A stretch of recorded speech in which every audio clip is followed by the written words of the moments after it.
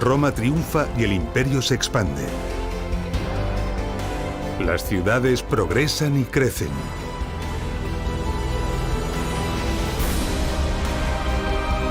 La romanización se impone. Las ciudades conquistadas son transformadas y ampliadas y cientos de nuevas ciudades son construidas.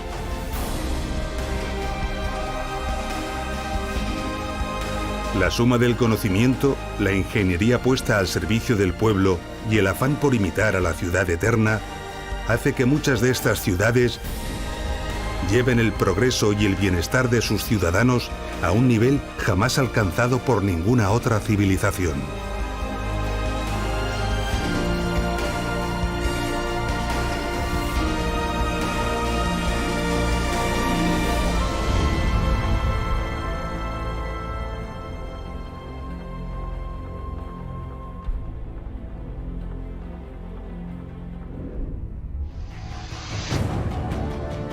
En la primera parte de Ingeniería Romana, Ciudades, vimos los condicionantes que determinaban dónde y cómo los romanos fundaban sus ciudades. Describimos cuál era el modelo ideal de ciudad romana y cómo algunas ciudades se adaptaban a este modelo y otras se apartaban enormemente de él. También conocimos cuáles eran sus principales construcciones y edificaciones. En este nuevo episodio, vamos a tratar importantes facetas de la ingeniería romana que fueron aplicadas a las ciudades y que nos quedaron por ver. Y lo haremos nuevamente interpretando los restos que de algunas ciudades han logrado perdurar hasta nuestros días. Vamos a comenzar nuestro viaje por uno de los lugares más alejados, modestos y desconocidos del imperio: Los Bañales. Un lugar situado muy cerca de la localidad de Sádaba, al norte de la península ibérica.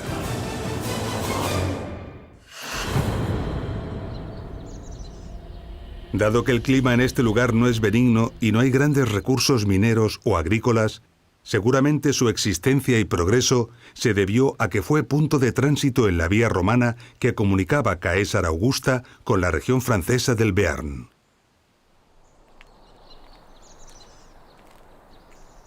Aquí, a unos 100 kilómetros al noroeste de la gran ciudad romana de Caesar Augusta, existía una pequeña y discreta ciudad romana cuyo nombre no ha trascendido. Desconocemos prácticamente todo de ella. En una colina cercana hay vestigios de un poblado indígena prerromano, pero en este caso, los romanos, cuando ocuparon este lugar, ignoraron esta ubicación y se establecieron junto a ella. Bajo estos campos se encuentran completamente cubiertos los restos de la ciudad, esperando a ser excavados y estudiados. Pero las excavaciones ya han comenzado, sacando a la luz esta pequeña ciudad. Sin embargo, de esta ciudad perduró misteriosamente y sin cubrir algo relevante y en un estado de conservación relativamente bueno. Se trata de un edificio notable, conocido como lugar de baño por la erudición de los siglos pasados, que ha dado el nombre de Los Bañales a este interesante yacimiento. Los romanos adoraban el bienestar y la higiene, y todas las ciudades, incluso las más pequeñas, tenían baños públicos. Baños dotados de agua caliente.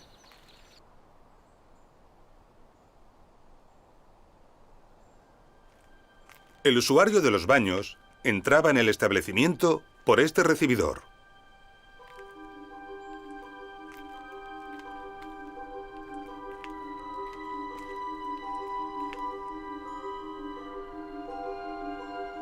Y en este lugar encontraba la taquilla o lugar de cobro de la tarifa del baño.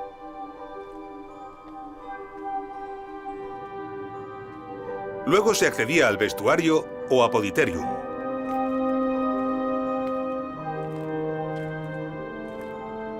En estas hornacinas se dejaban los efectos personales.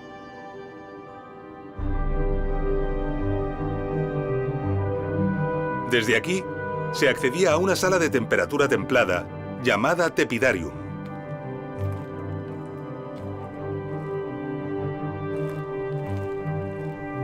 Aquí en el Tepidarium podían hacerse algunos ejercicios, darse masajes o ungüentos varios.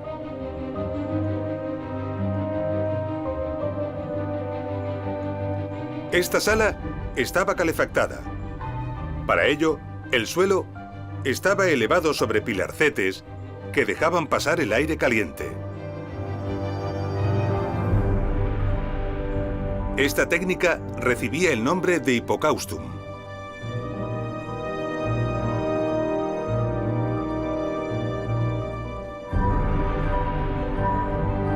También contaban con las paredes recubiertas de piezas de cerámica llamadas tegula mamata, que formaban una cámara por donde pasaba el aire caliente.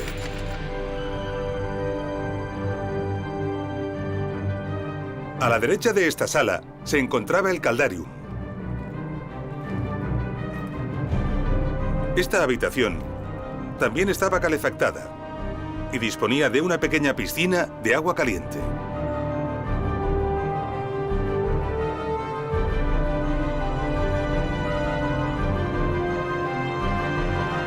Junto a esta estancia había una habitación que servía como sauna llamada sudatio. Su ubicación no es caprichosa. Responde a que es la más cercana al lugar de la fuente de calor. Por lo tanto, aquí cerca debía encontrarse la caldera.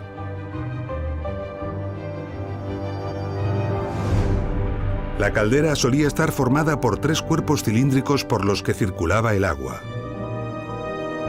El agua fría entraba por la parte alta al depósito superior.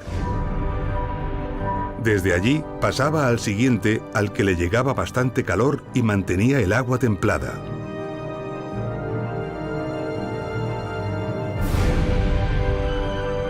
Abajo del todo estaba el que directamente contactaba con el fuego alimentado por los operarios.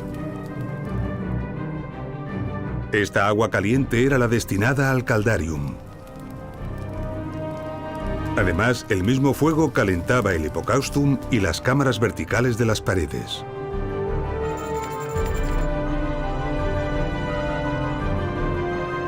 El calor atravesaba los espacios bajo el suelo y las paredes, dando calor a las estancias.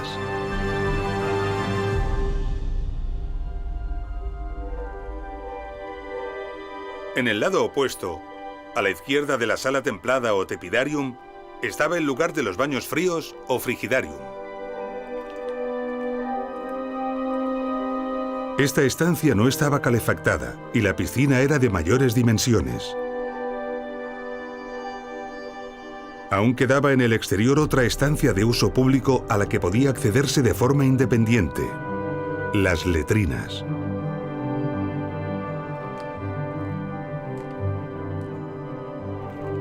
Las letrinas son los retretes romanos. Nos sorprenden lo arcaico de su diseño y la falta de intimidad en comparación con nuestros retretes modernos. Sin embargo, representaron uno de los avances sanitarios más notables del mundo clásico. Los excrementos humanos son fuente de enfermedades y epidemias, algo bien sabido por los romanos. Así que era fundamental desalojar las excreciones fuera de la ciudad rápida y eficazmente. Bajo estas letrinas circulaba un gran caudal de agua que arrastraba los excrementos.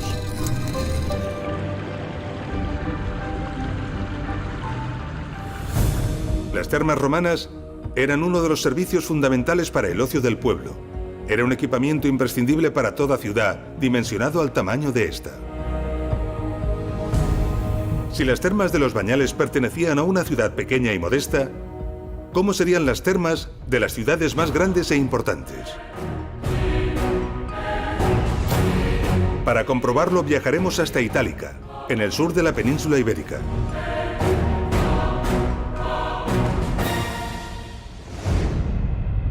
Año 206 a.C. Publio Cornelio Escipión sigue acosando al ejército cartaginés en Hispania. Para ello, se lanza a conquistar sus últimos reductos en el valle del Betis. La gran batalla final va a tener lugar: la batalla de Ilipa. El comandante cartaginés Asdrúbal Giscón dirige un ejército superior en número al ejército romano. Pero la estrategia de Publio Cornelio Escipión se impone.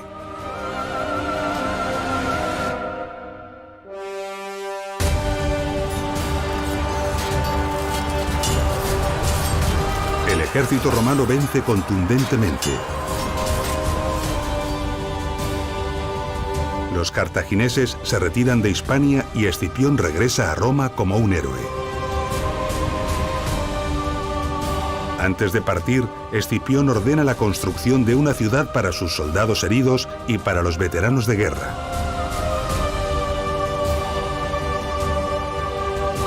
Una ciudad que se llamará Itálica.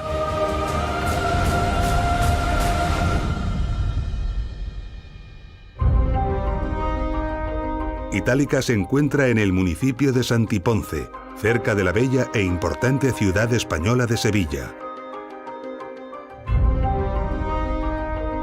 Sus restos han permanecido aquí abandonados desde la época musulmana hasta hace bien poco.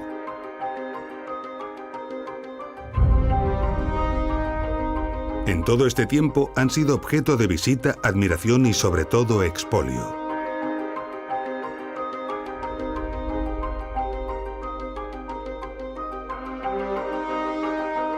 En el siglo XVIII, incluso se procedió a demoliciones y voladuras para extraer materiales y aprovecharlos en caminos, diques y otras construcciones. Afortunadamente hoy es un bien protegido y muy apreciado. Itálica fue fundada sobre un lugar despejado y es fundación de nueva planta y por lo tanto de diseño hipodámico. Es decir, pudo seguir el modelo ideal de la ciudad romana.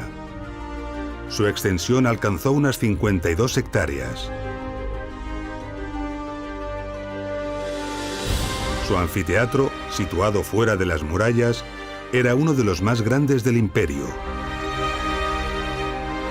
Con 3 niveles de graderío, tenía una capacidad para unos 25.000 espectadores.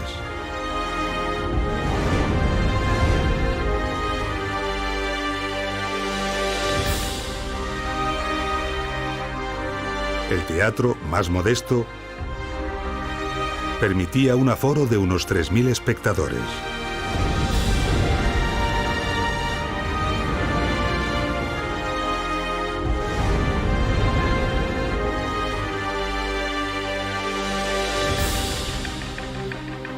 Itálica tenía al menos 2 complejos termales de carácter público. Estos restos que vemos aquí corresponden a uno de ellos, las llamadas Termas Mayores.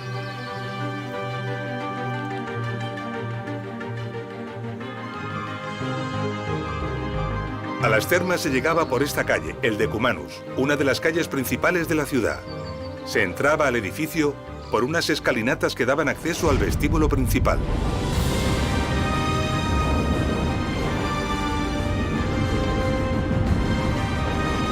El vestíbulo daba a una piscina con forma de T.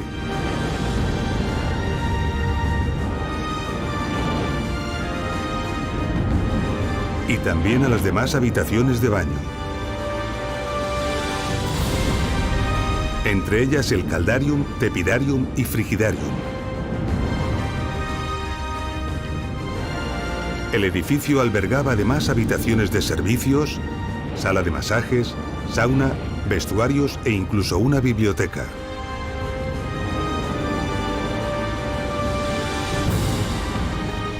Contiguo a esta zona de las termas se encontraba la palestra, unas instalaciones habituales en termas de cierto tamaño.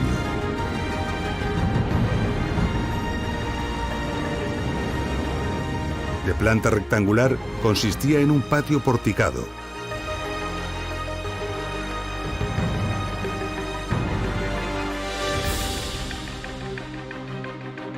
La palestra era un espacio donde el ciudadano romano podía practicar lucha o bien realizar diferentes ejercicios físicos e incluso actividades ecuestres.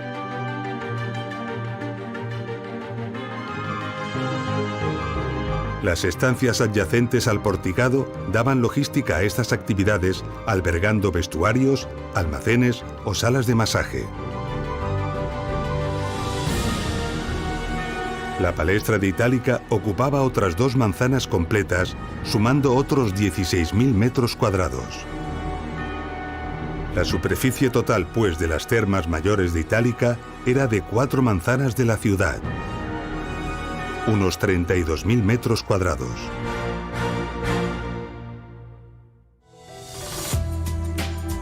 Los baños públicos y su presencia incluso en las ciudades más pequeñas son un buen ejemplo de la importancia que los romanos daban a la higiene. Pero no solo a la higiene, sino también al bienestar. Uno de los valores más apreciados en la antigua Roma. Esta búsqueda del bienestar romano se manifiesta con toda su fuerza en el diseño de las zonas residenciales de las ciudades y en las propias casas de sus ciudadanos. Viajemos ahora al yacimiento arqueológico de Ampurias, en el noreste de la península ibérica.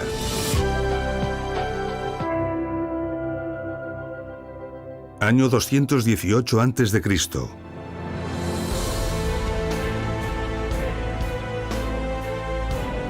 En su estrategia de lucha contra Cartago, Roma decide desembarcar en Hispania.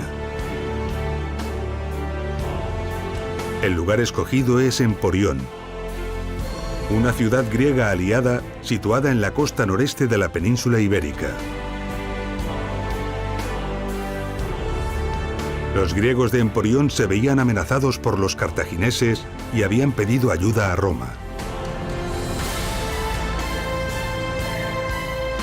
Los romanos deciden levantar al lado de Emporión un campamento estable del ejército que durante mucho tiempo convivirá con la ciudad griega.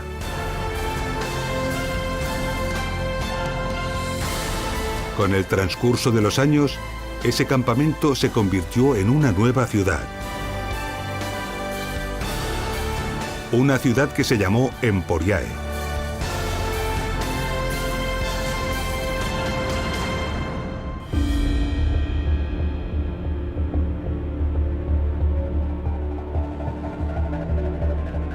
Hoy, el legado de Emporión es el rico yacimiento arqueológico de Ampurias en el noreste de Cataluña. Venir a Ampurias es apasionante, ya que podemos visitar las dos ciudades, la griega y la romana.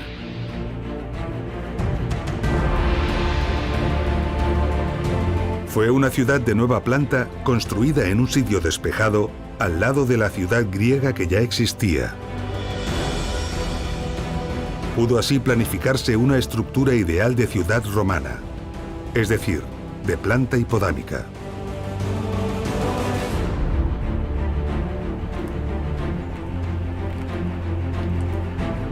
Este es el foro de Ampurias, ocupa unos 10.000 metros cuadrados. En él los gestores del yacimiento han realizado una reconstrucción parcial que permite al visitante hacerse una idea del tamaño y elegancia que esta plaza debió tener.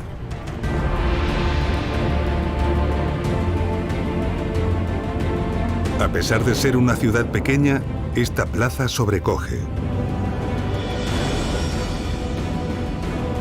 Un buen indicativo de la importancia que los romanos daban a las zonas públicas de sus ciudades.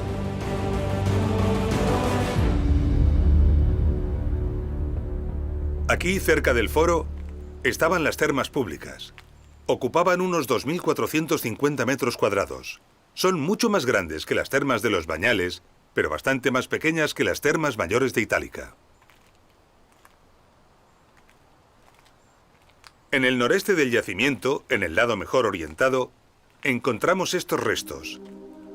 Corresponden con una de las casas más importantes de la ciudad, una domus romana. Se accedía a ella, desde la calle, a través de este pasillo.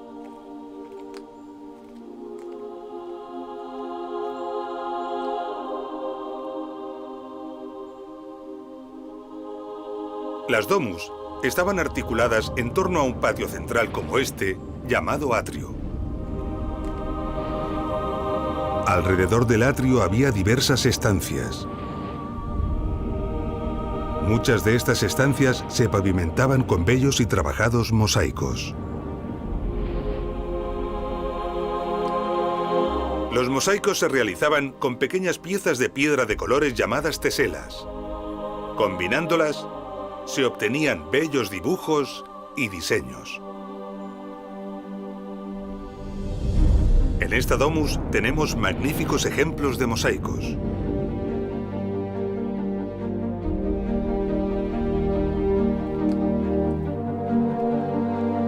Aquí, las paredes nos delatan que estaban enfoscadas con cal y pintadas.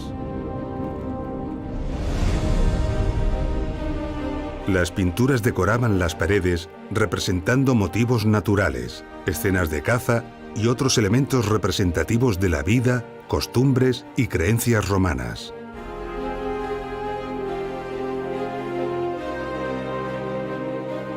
Las estancias que rodeaban el atrio estaban dedicadas a la recepción de convidados, comedores y dormitorios.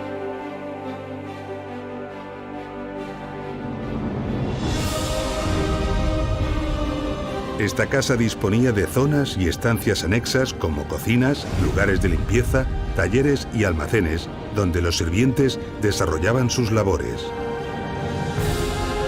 También disponía además de un lugar rodeado de un pórtico de columnas llamado peristilo.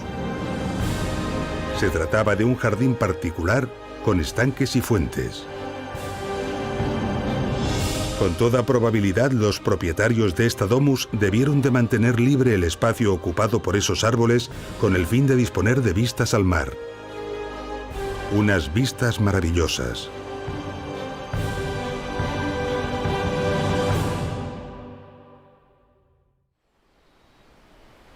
Las grandes y lujosas domus eran habituales en las ciudades romanas de cierto tamaño, pero la mayor parte de las domus que componían estas ciudades eran más pequeñas y modestas.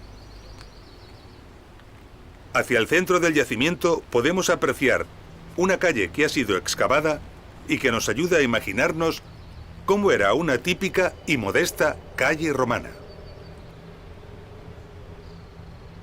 Interpretemos los restos.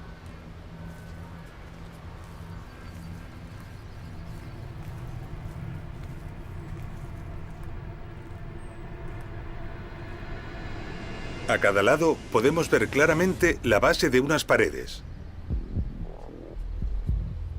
Corresponden a construcciones que se levantaban a lo largo de toda la calle. Llaman la atención numerosos canales de distintos tamaños que provienen de las edificaciones. Si nos fijamos, vemos que descienden hacia ese canal central.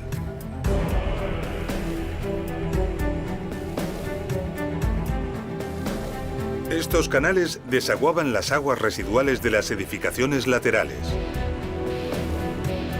El agua se recogía en el canal central, la cloaca, que era el principal del alcantarillado de la calle.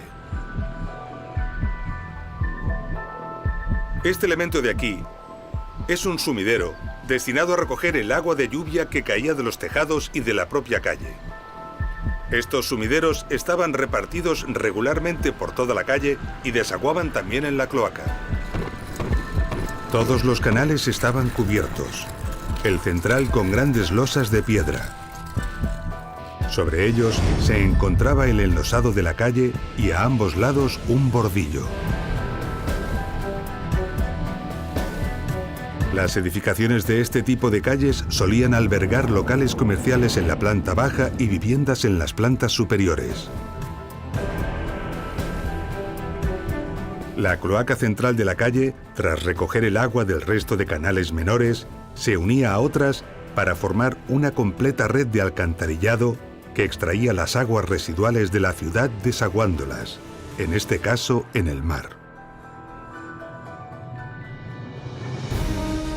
Ampurias era una ciudad pequeña, pero ya tenía un buen sistema de alcantarillado. Esto era habitual incluso en las ciudades más pequeñas.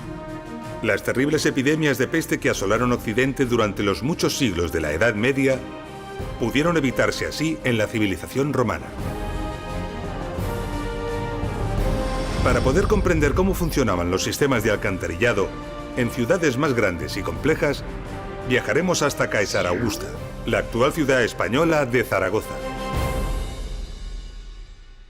Año 27 a.C.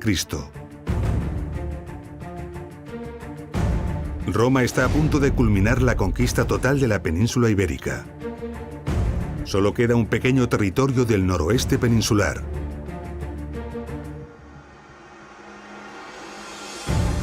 Pero el noroeste peninsular es montañoso, abrupto y hostil.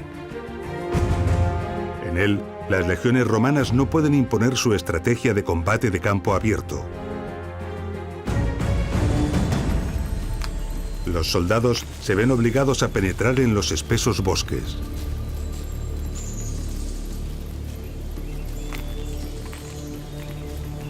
Allí, cántabros y astures practican una estrategia de guerra de guerrillas.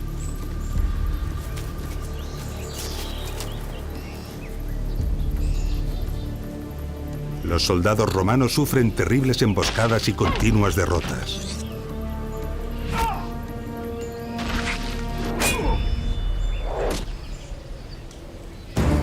Los continuos fracasos impacientan al emperador Augusto, quien decide desplegar por tierra y por mar una descomunal fuerza militar. Los pueblos del norte son definitivamente aplastados.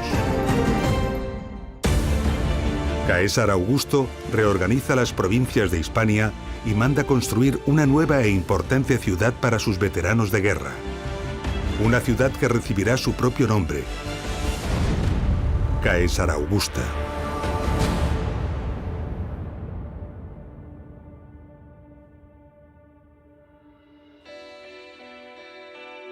Caesar Augusta no fue capital de provincia, pero fue una ciudad muy importante. Al igual que Tarraco, el emplazamiento estratégico escogido para Caesar Augusta era muy ventajoso, y tras la desaparición del imperio, una ciudad perduró en el mismo lugar a lo largo de los siglos. Hoy en día, esa ciudad es la actual ciudad española de Zaragoza.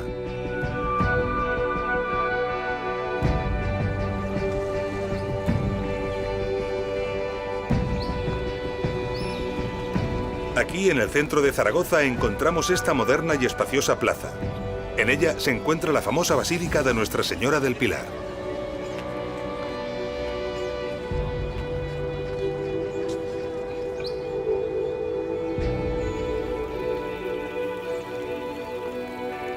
Al igual que esta enorme plaza, está en el corazón de la ciudad y es uno de los centros populares más concurridos de Zaragoza.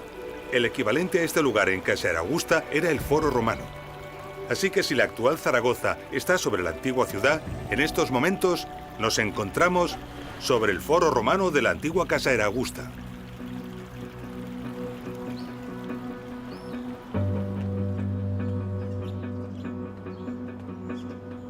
Los restos del Foro de Caesar Augusta fueron localizados en unas excavaciones que tuvieron lugar en 1988.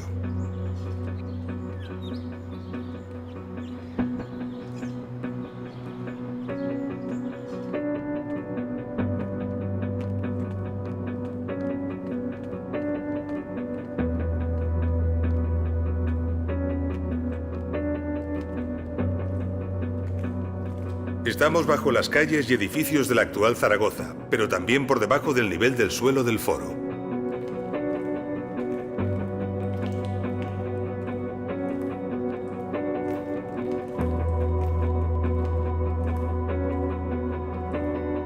Justo aquí arriba se encontraba la curia, donde se reunían ciudadanos de elevado rango que dirigían y administraban la ciudad.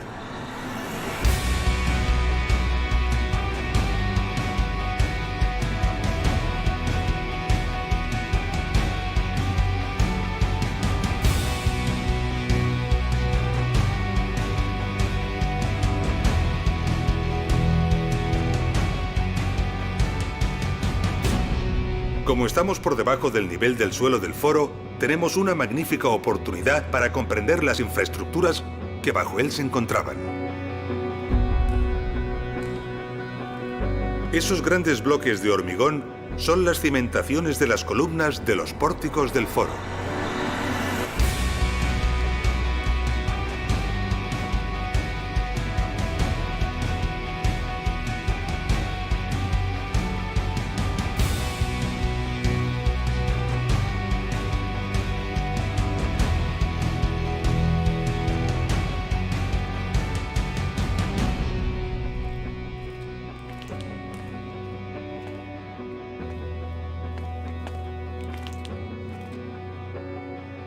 También encontramos algunas de las tuberías de plomo pertenecientes al sistema de distribución de agua para las fuentes y para algunos locales comerciales.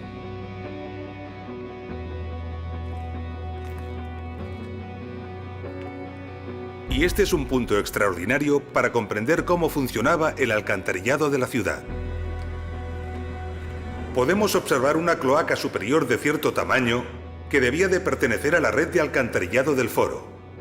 Y vemos aquí abajo otra mucho mayor que pertenecería seguramente a la red de alcantarillado de la ciudad. La de arriba, de menor tamaño, aprovecha la intersección para desaguar en esta de abajo, que es mucho mayor. Y esta era la regla del sistema del alcantarillado de la ciudad. Toda el agua se conducía por gravedad, de cloaca a cloaca, acumulando los caudales en otras mayores.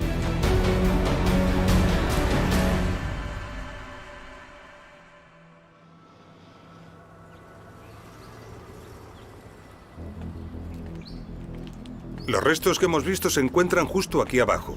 Son restos protegidos para su estudio, no accesibles al ciudadano. Se trata de los restos del lado sureste del foro de Caesar Augusta.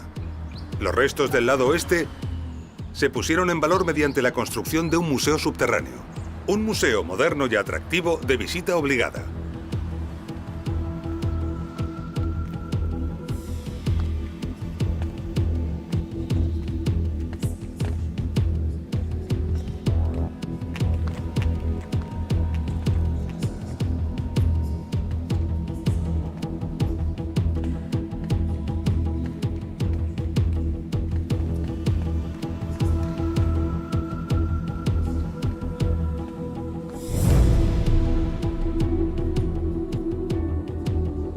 Este gran colector, conservado y visitable en el Museo del Foro de Caesar Augusta, recogía las aguas de toda la zona del foro y de las termas cercanas.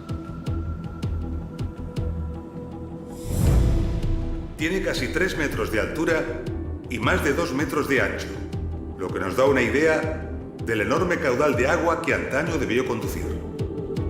Está construido todo él de hormigón romano y en algunas paredes se conserva todavía perfectamente la huella del encofrado que sirvió para construirlo.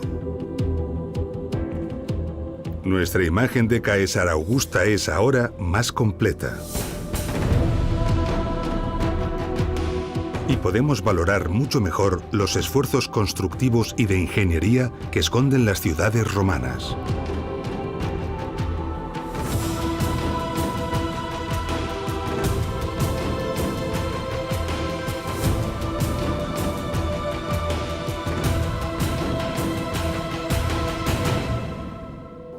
Como hemos visto, una compleja red de tuberías se encargaba de distribuir el agua de manantial por toda la ciudad. Estas redes de distribución apenas se han conservado. Las partes metálicas, especialmente por el expolio sufrido tras la desaparición del imperio. Las partes cerámicas, por su fragilidad, y algunas que eran de madera, por la propia naturaleza del material. Afortunadamente, aunque muy dispersos, han perdurado piezas y restos suficientes para hacernos una idea muy aproximada de cómo debieron ser las redes de distribución. En el Museo de Conímbriga, en Portugal, hay una interesante variedad de tuberías, empalmes y codos, tanto de cerámica como de plomo. Las tuberías cerámicas eran muy frecuentes. Conservada en el Museo de Arles, hay una ánfora de cerámica que claramente fue empleada para hacer un codo de 90 grados. Y se han encontrado también contrarrestos para evitar que la presión del agua desenchufara los codos. En el Museo Británico, en Londres, tenemos un espectacular ejemplo de tuberías de arcilla empalmadas con plomo. Se sabe que muchas ciudades tenían tuberías de madera de varias formas, aunque solo algunas, excepcionalmente, se han podido conservar, como algunos ejemplares del Museo de Burdeos. La excelente colección Rómul Gavarró y otras repartidas en muchos museos conservan impresionantes ejemplos de válvulas de paso destinadas a regular o cortar el caudal. Destacan también una gran variedad de caños de fuentes, de piscinas y de baños públicos. Y también de grifos, especialmente empleados en las casas. La belleza y refinamiento que muestran estas piezas maravillan a entendidos y profanos. Ahora podemos entender aún mejor el bienestar y lujo de las casas romanas, imaginando cómo estos elegantes caños adornaban las piscinas y las fuentes, o cómo los grifos permitían disponer de agua a voluntad, tal y como ocurre hoy en día en las casas modernas.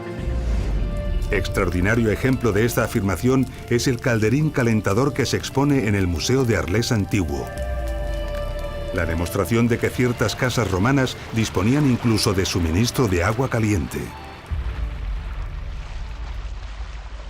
Pero la distribución del agua y los sistemas de alcantarillado no son las únicas infraestructuras de ingeniería que se esconden bajo una ciudad romana.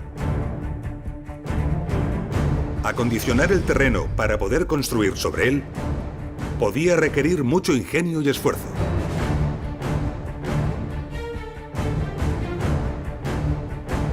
Viajaremos hasta la actual capital de Portugal, Lisboa, la antigua Olisipo, para realizar una visita sorprendente.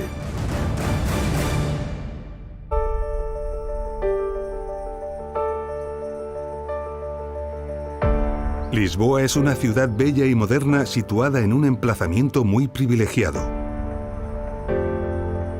Un lugar donde la desembocadura del río Tajo forma un espectacular estuario que ofrece un magnífico puerto natural. Los pueblos celtas fundaron aquí una ciudad que más tarde atrajo a los fenicios, los grandes mercaderes de la antigüedad. La ciudad se alió con Roma cuando el imperio comenzó a conquistar el oeste de la península ibérica, por lo que sus habitantes recibieron la ciudadanía romana y Olisipo obtuvo una gran autonomía como municipio romano. Tras los romanos, Lisboa tuvo una historia muy intensa. Árabes y vikingos, musulmanes y cristianos conquistaron, saquearon, construyeron o reconstruyeron la ciudad, borrando la huella de la Olisipo romana y dejando escasos restos de lo que debió de ser aquella gran ciudad.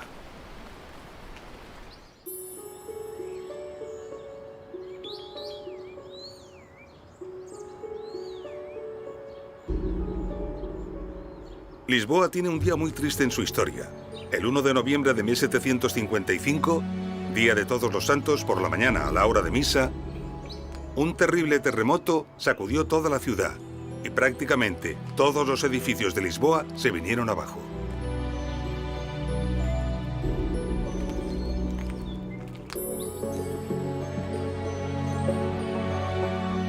Esta era la mayor iglesia gótica de la ciudad y es uno de los principales recuerdos de aquel terrible día, ya que no fue reconstruida.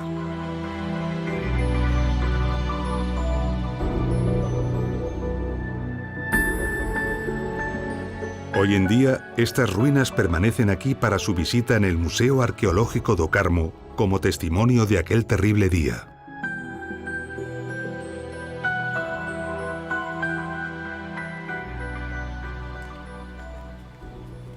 Lisboa quedó destruida prácticamente en su totalidad y ningún edificio quedó en pie. Durante los trabajos de reconstrucción de la ciudad, se encontró una estructura desconocida y misteriosa que había logrado sobrevivir a la catástrofe.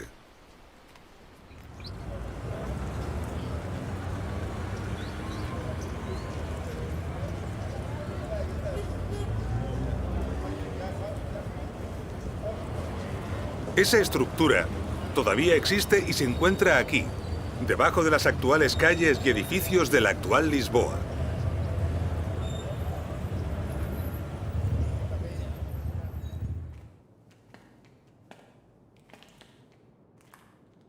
Cuando los lisboetas descendieron aquí, descubrieron unas galerías formadas por unas estructuras de bóvedas. Sorprendentemente, estas galerías habían resistido el terremoto. Ellos no sabían cuándo ni por qué habían sido construidas, pero se dieron cuenta de que sin que nadie lo supiera, habían estado sosteniendo gran parte de las construcciones de la ciudad. Ahora sabemos que estas galerías tienen 2000 años. Fueron diseñadas por los ingenieros romanos cuando construyeron Olisipo. Estamos muy cerca del río Tajo. Y aquí, el nivel freático, el nivel del agua, cambia constantemente. De hecho, normalmente, estas galerías están inundadas.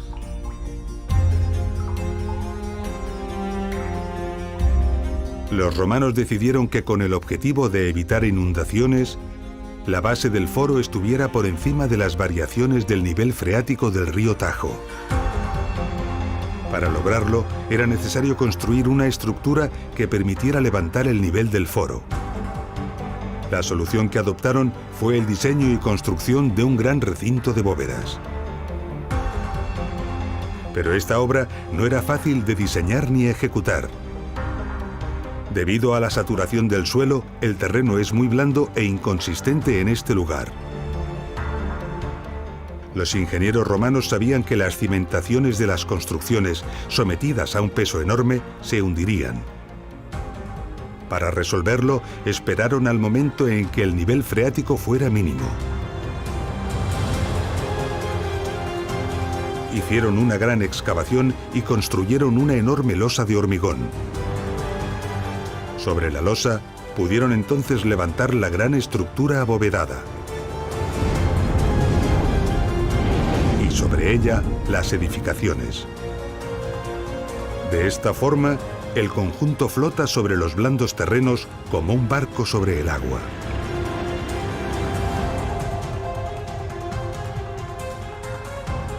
Estas estructuras abovedadas, para construir sobre ellas en terrenos blandos o poco adecuados, reciben el nombre de criptopórticos.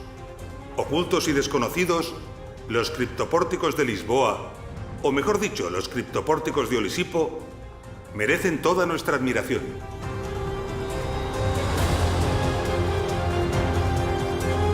Para nuestro asombro y fascinación, no solo resistieron el terrible terremoto de 1755, sino también el gran terremoto de 1531.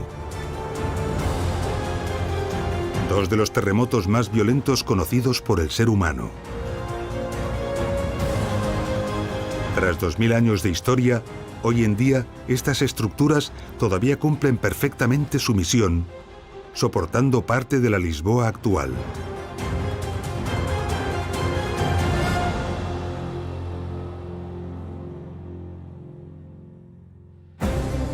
Los criptopórticos fueron empleados a menudo por los romanos para adecuar el terreno sobre el que deseaban edificar.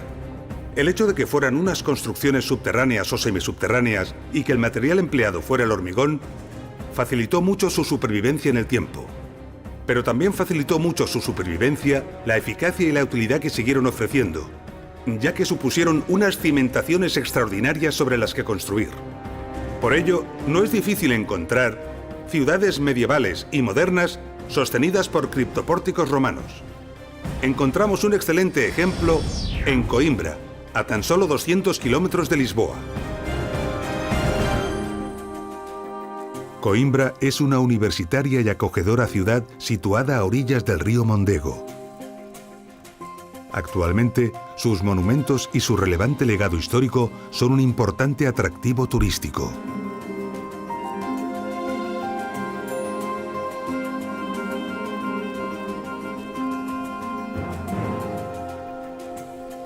El centro de la ciudad ha sido construido en esa colina, la misma colina que fue escogida para situar la ciudad romana de Aeminium. Por lo tanto, allí arriba fue situado el foro de la ciudad.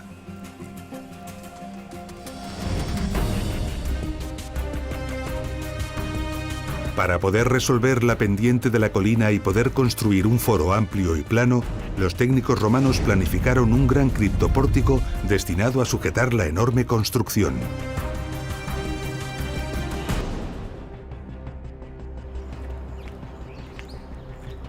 Aeminium desapareció y en su lugar se construyeron otras ciudades, pero todas conservaron y aprovecharon el criptopórtico para sostener sus construcciones.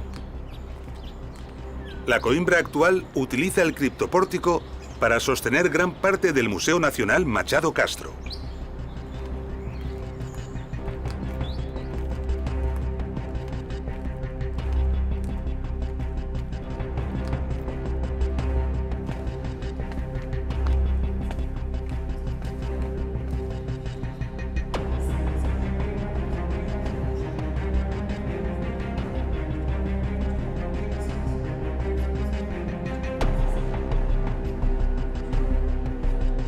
Estos criptopórticos son de los mejor conservados del imperio. Gracias a que han sido integrados en el museo, actualmente constituyen un gran reclamo turístico.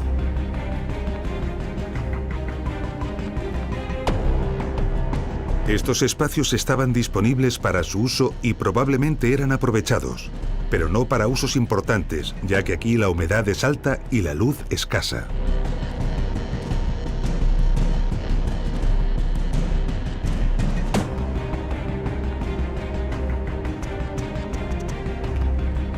Estos criptopórticos están basados en bóvedas construidas en hormigón romano. La resistencia y capacidad portante de estas estructuras es enorme, ya que antaño tenían que soportar todo el peso del foro de aluminium, y hoy en día soportan buena parte del museo.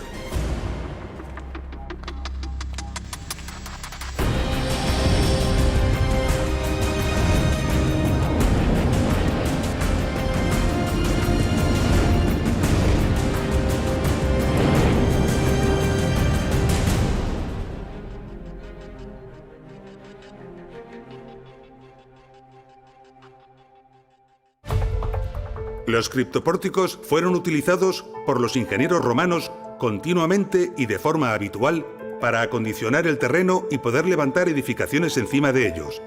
Pero no fue la única solución. Para nuestra sorpresa, unas excavaciones en Caesarea Augusta han puesto al descubierto un manto de ánforas en el subsuelo colocadas ordenadamente y boca abajo. Se clavaron en un terreno blando sobre el que luego se terraplenó con sucesivas capas de gravas, ofreciendo así una plataforma estable. Sobre ella se construyó parte de la ciudad.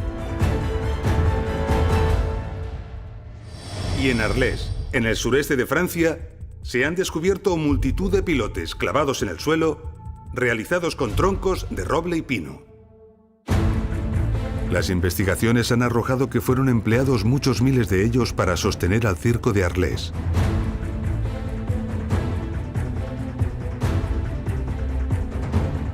Después de clavarse en el terreno, se vaciaba parte de él rellenando el espacio vacío con opus caementicium.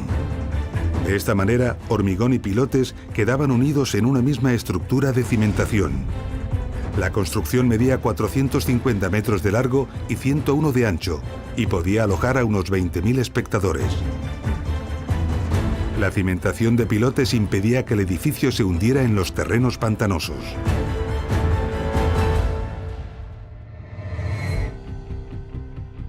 Para desarrollar nuestras explicaciones didácticas sobre la ingeniería que encierran las ciudades romanas, nos hemos centrado especialmente en ciudades de la península ibérica. Lo hemos hecho buscando a veces lugares discretos y desconocidos, pero desde luego dignos de ser valorados y mostrados al mundo. Pero cientos de grandes ciudades, de las que se conservan impresionantes vestigios, han quedado fuera de nuestros episodios dedicados a las ciudades romanas. Algunas de ellas en la propia península ibérica, pero otras muchas fuera de ella. En la antigua provincia narbonensis hay espectaculares restos de importantes ciudades. Narbo, Arelate, Nemausus y Arausio recibieron el nombre de la pequeña Roma por su grandeza y esplendor. En la misma Francia existen ruinas de otras muchas ciudades como Augustodunum, actual Autun, y Durocortorum, hoy conocida como Reims. En Britania, la actual Gran Bretaña, hay excelentes restos de grandes ciudades como Londinium, que dio nombre a Londres, Aquae Sulis, hoy la moderna ciudad de Bath, o Ratai, actual Leicester. Muchas más se extendieron por todo el centro de Europa, como Augusta Treverorum, la actual ciudad alemana de Trier, o fuertes militares como el que hoy conocemos como Saalburg, que además de puestos de vigilancia de la frontera germánica, también sirvieron como ciudades. Más al sur, en la actual Croacia y antigua región de Iliria, encontramos restos de otras importantes ciudades como Pula y Salonae.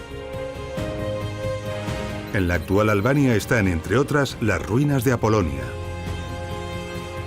En la zona oriental y helenística del imperio, tenemos un espectáculo soberbio de ciudades, la mayor parte de ellas sorprendentemente bien conservadas. En Atenas, las ruinas del templo de Zeus Olímpico, que fue en su momento el mayor de toda Grecia. En la actual Turquía, Éfesos con su majestuosa biblioteca, Sagalassos con un monumental ninfeo o Aspendos con uno de los teatros mejor conservados del imperio. El espectáculo continúa por el sur. En el Líbano, la gran Heliópolis, actual Baalbek, con sus construcciones ciclópeas, colosales e inconcebibles. Y cerca, la gran Gadara, Pella, Gerasa o la mítica Petra, todas en la actual Jordania. Al oeste encontramos a Cirene, Leptis Magna o la maravillosa Sabrata en Libia, la antigua Tisdrus con su sobrecogedor anfiteatro o la gran Cartago, ambas en Túnez, la magnífica Tamugadi en Argelia y en Marruecos la sorprendente Volúbilis. Y cómo no, las numerosas ciudades de la actual Italia, como Caralis en Cerdeña, la famosa Siracusa en Sicilia, la bella Verona o la extraordinaria Pompeya. Y faltarían por añadir cientos de ciudades no nombradas, todas soñando e intentando competir con Roma, la ciudad eterna donde el espectáculo y grandeza aún hoy en día desbordan lo imaginable.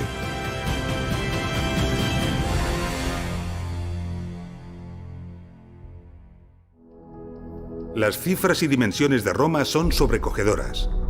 Precisaríamos de muchas horas de documental para conocer en detalle la ciudad eterna. Sus estructuras y construcciones más espectaculares las trataremos en algunos de los episodios que nos quedan por ver. Estamos al final del episodio. En él hemos puesto de manifiesto la pasión de los romanos por la higiene y el bienestar. Lo hemos visto conociendo las termas romanas y la ingeniería que se esconde en ellas. Y cómo incluso las ciudades más pequeñas disponían de este tipo de servicios.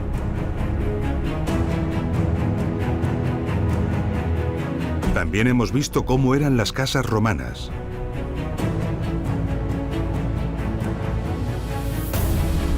Las más lujosas y espléndidas y las más humildes.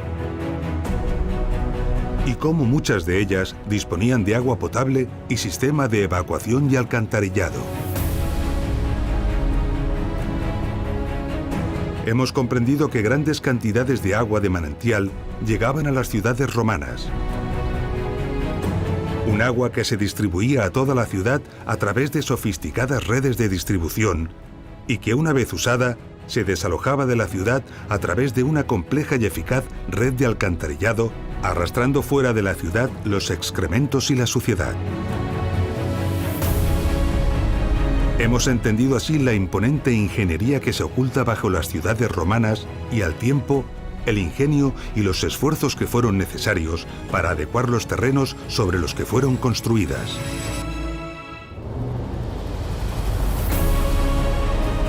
Las ciudades romanas precisaban de grandes cantidades de agua de excelente calidad.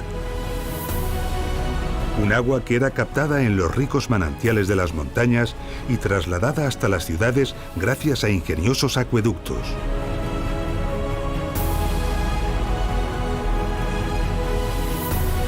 Obras complejas y admirables, a menudo muy desconocidas, que trataremos en el próximo episodio. Nos vemos en Ingeniería Romana Acueductos.